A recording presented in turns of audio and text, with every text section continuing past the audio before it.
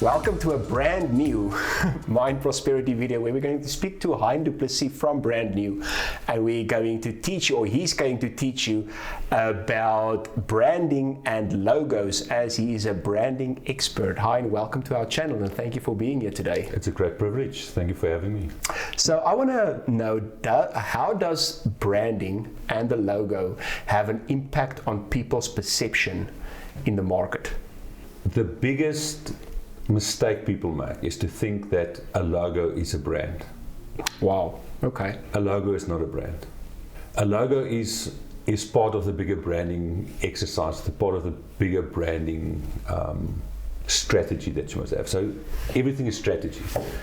If you don't have a strategy as far as your brand is concerned, you're not going to understand that logo is part of the strategy.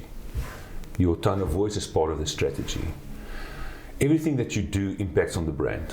So people think if I've got a logo, I've got a brand. Wow. You don't. Branding is far more than that. So a brand is the holistic way that you look at your business. Every single thing that you do is branding within the business. How you work with your staff internally, how you handle how you work with your debtors, your creditors. Everything that you do within your brand has an impact on your brand. The logo is just the recognizable symbol, or the symbol that represents your brand. So if I understand you correctly, if I can just ask this, things like your values, things like your character, things like your general color is part of your brand, where your brand is like the big picture and the logo is part of the bigger picture. Do I understand you correctly? So we use archetypal branding to develop a brand. So we need to understand the character and the personality of a brand. Wow. When I understand the character and the personality of the brand, because we personify brands. We say a brand's got a character and a personality. Then when I understand the personality and the character, then I can actually dress the brand. So you dress the way you do because you are comfortable with what you're wearing.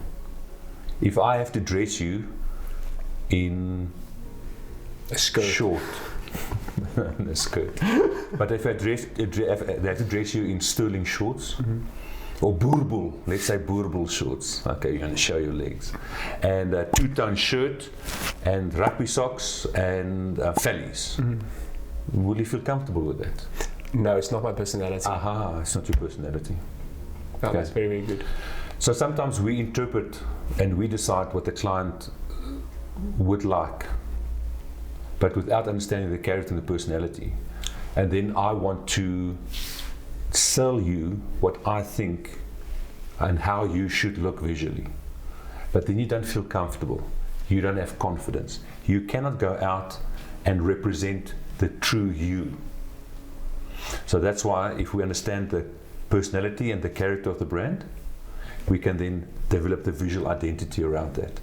So we need to understand the core. We need to understand what's on the inside of the brand, the values, the personality. What makes the business unique? Authenticity.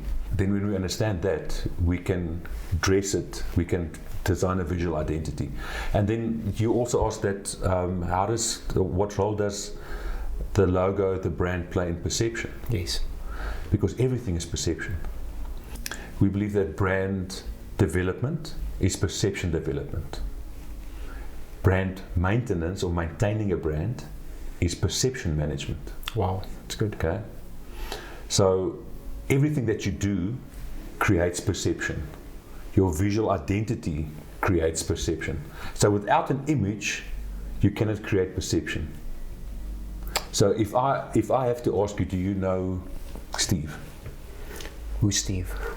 Steve. I know. I might know a Steve. You might know a Steve. Yeah. All right. But your brand was looking for a picture. Yeah. Okay. Yeah. So if I say, Steve Jobs. Oh yeah. Okay. Okay. Now, Yeah. Steve Hofmeyr. It's actually a funny thing. I don't know if and I don't know if this is a good or a bad thing, but when you said Steve Jobs, I immediately saw grey. Grey. The color grey. Oh, that's interesting. Oh, yeah, most probably because it's silver. Silver, yeah. Most probably because of the max. And is that a thing, like where you like if you say a company's name that you should immediately kind of like have a color in mind? Is that part of the branding? Absolutely, because color is part of the strategy of brand development. So if you don't know why you're using red, if you do not know why you're using blue in your brand strategy, in your development, in your perception development, then you cannot use it as a tool to communicate certain values or a value proposition, for instance. Why is brand new red? Can I ask you a question on Yes. that? And I actually want to come back to, if you don't mind, about your logos. Yeah. So, say, for instance, I come to you, and this is just an example, and I say to you, I want a brand, and I like blue. Are you going to ask me why do I like blue? And what if I don't know? If I just say like I like the idea of blue. All right, so I've got a client. His name is Kevin Howell. And when we went through that whole brand discovery session that we have, where we gain insight into the brand, we came to the understanding that Kevin hates yellow. And then, but his whole personality is polarized. He's black and white. He's organized and extremely scatterbrained. He's Afrikaans and English. His family is very sport orientated, and he's not. So we saw these contrasts within the brand. And because of that, we included yellow in the brand. But he doesn't like yellow. He actually hates yellow. But did you know that he hates yellow? Yeah. Like he hated yellow? And I put it in the, we made it as part of the strategy, we designed yellow into the brand. And he didn't like the yellow, the idea of yellow? He didn't like it. Okay, so why did you do it? Because of who he is. All right. Because I don't like. Oh. You understand? His whole brand is brands of opposites. Oh, okay. His whole life is a life of opposites. So I don't like yellow. So I have to have something in my logo that I don't like. For him, because we don't make tailor-made logos or designs. It's bespoke. It's absolutely designed according to the brand and the brand personality of either that person, if it is a personal brand, or the company or the product or whatever it might be. Okay. Whatever the client brings to us for brand development. That's very interesting. I want to ask you about your logo and your designs, if you don't mind. Before I get there, I just want to ask, if people want to contact you about your company, about your branding, is there an email address that they can go to? Can they email you? Do you have a website? Yes, we do have a website, but please don't go to the website. It's not finalized yet. Okay. It's brandnewsa.com, and it's very easy. It's hein@brandnewsa.com. Okay, so if you want to contact Hein about branding your logo or branding your business, is a better way to say it, branding your business, the email address will be on the screen, and you can contact Hein and his company called Brand New. Okay, so I want to ask you about the red, the brand new logo, which is a round red circle. Yes. I remember the first time I met you, this was like very interesting. I don't know if you know where I'm going with this. I know. Okay, so he sent me a WhatsApp, and in your WhatsApp you had your logo, and it was like just something like, "Thank you, it was great to meet you," with this red circle. Okay, can you explain?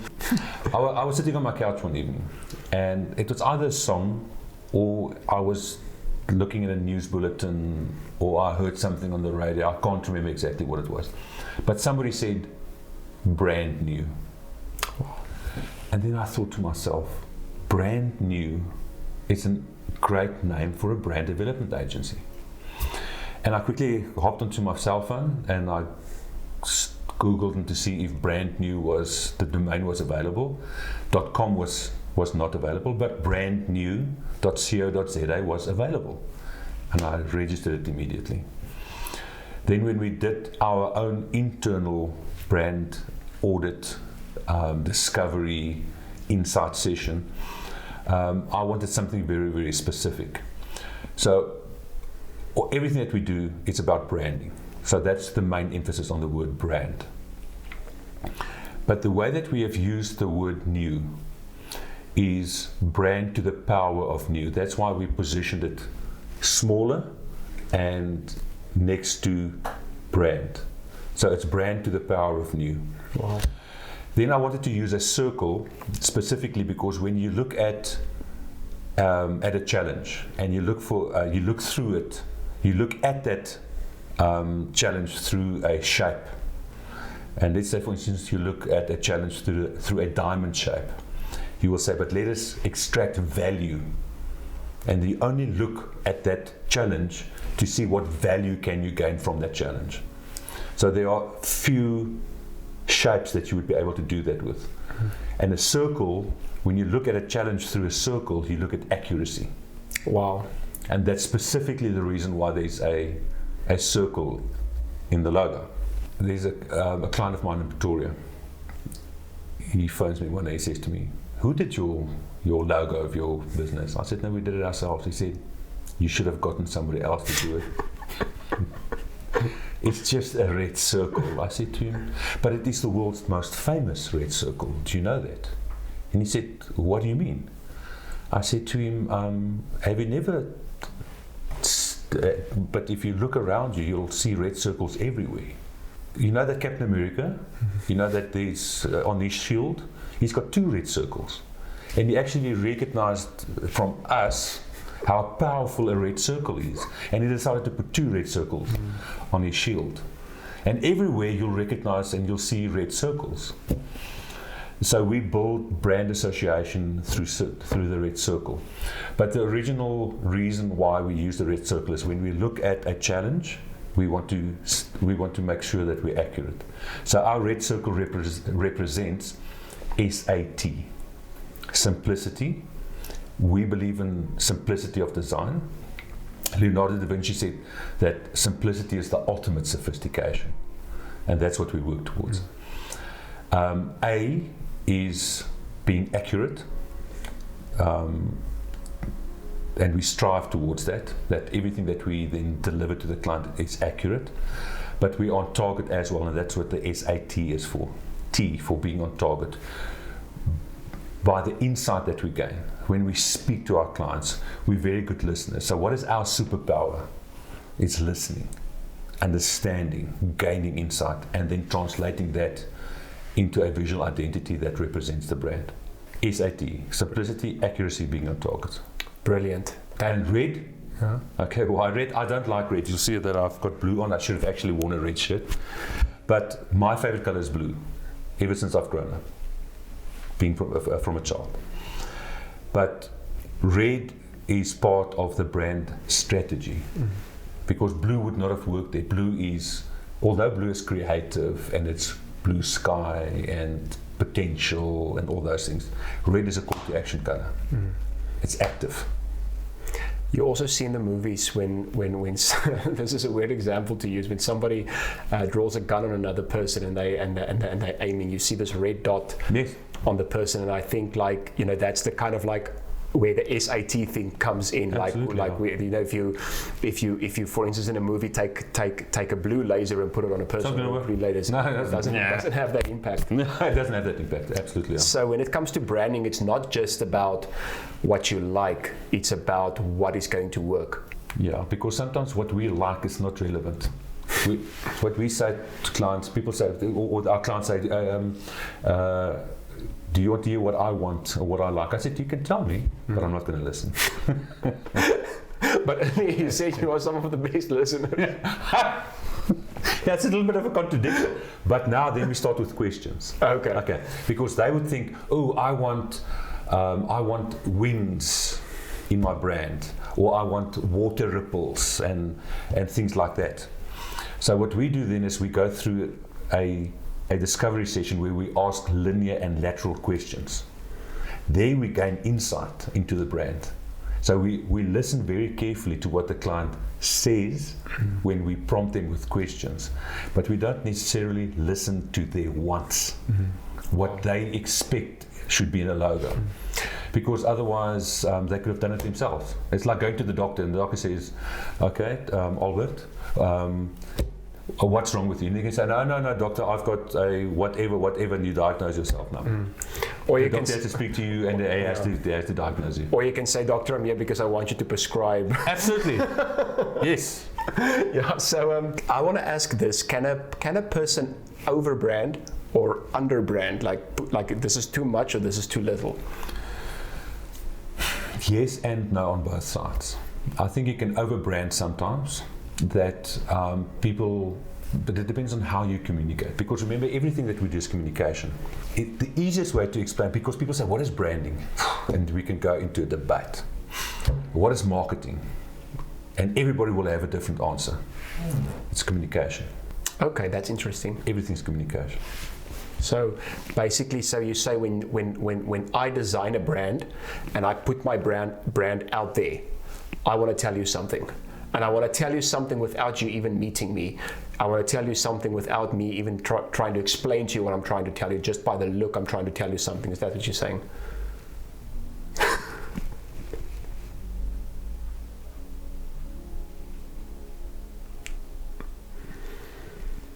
Are you trying to tell me something? Absolutely. How awkward was that? I have a very vivid imagination, so I created a few new sessions for you guys in that silence. Right. That's what a lot of companies do. Wow, that is very good. They're just quiet. That's very, very good. They don't communicate. That's what happens with relationships. People don't communicate. You cannot build a relationship of trust without communication. And branding is communication. Absolutely. Wow. Branding is communication. It's verbal communication. It's visual communication. It is communication. Everything that we do is communication. Now, your first question involved the word perception. So, communication creates perception. Perception controls conduct. So, we want our clients to behave in a certain way. That's why we communicate. In a certain way. In a certain way.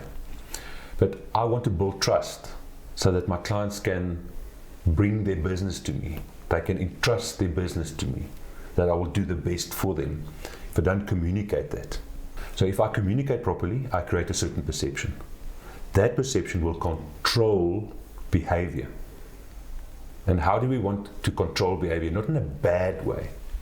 We want to control behavior in a very good way. In a reactive way. That's it. So I was over the weekend, and I always tell people about Apple. I'm an advocate for Apple because I trust them. I feel I've got a relationship with the brand, although it's a one-way relationship. Me spending money, but they control the narrative. They control my behavior, and I would always joke with my clients to say to them, "Oh, so what devices do you use?" And they would say, Acer or HP. And I said, "How do you feel when you sit in a coffee shop and you open your Acer?" Just like proud. You look around. It's like, you know, and you see somebody else that opens his Mac.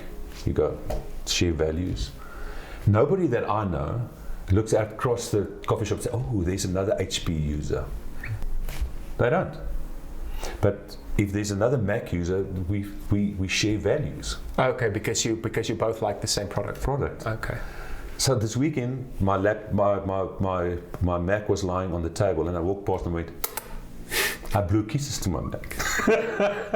I want to know who blows kisses to the HP or the Acer.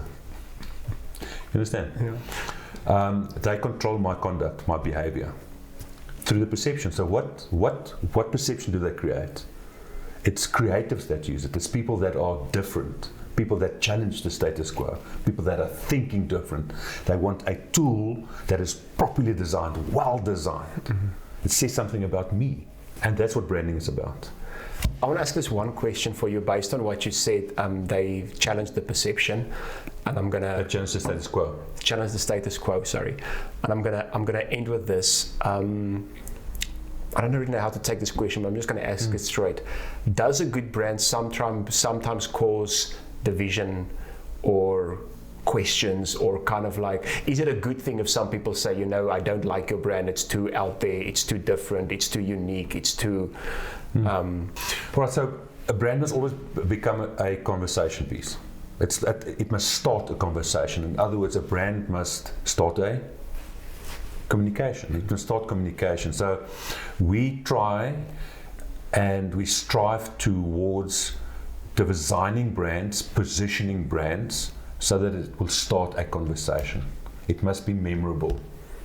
So when I see it, or when I need it, I might not always be exact. So, but what was that name, or what was that?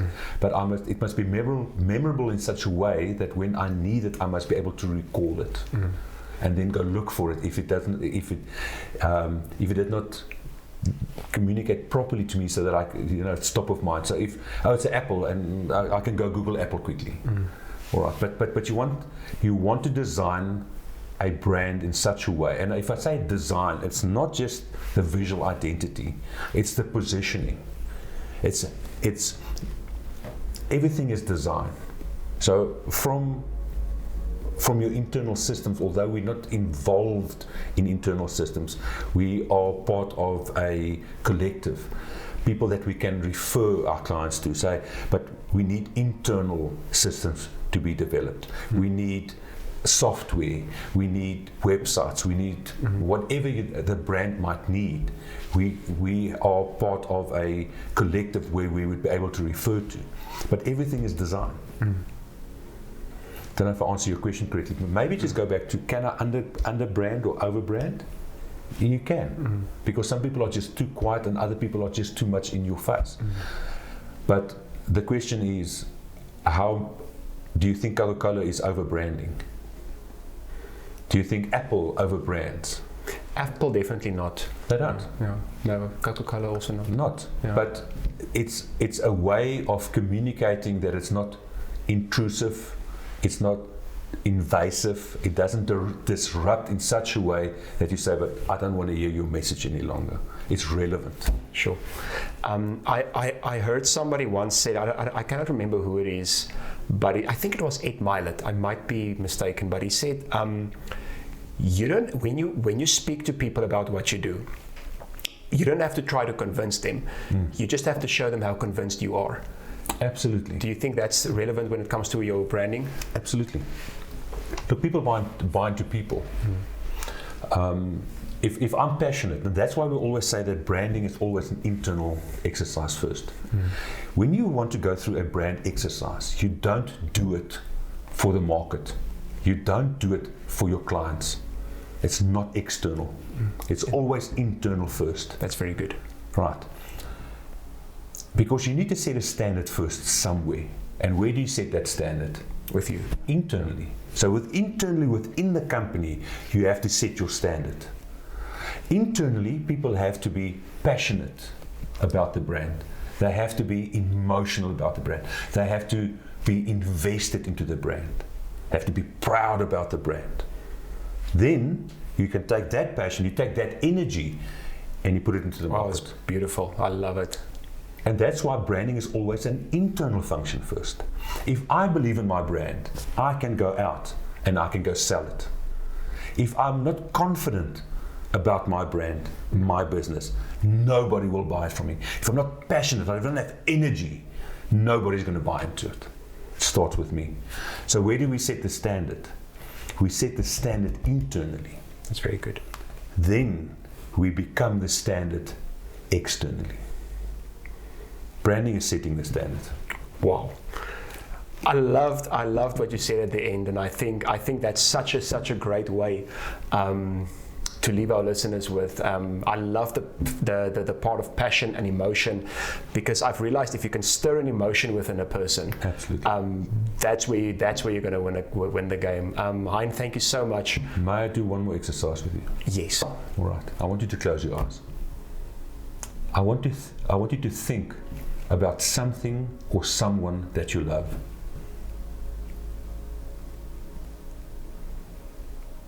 You can open your eyes. That's branding.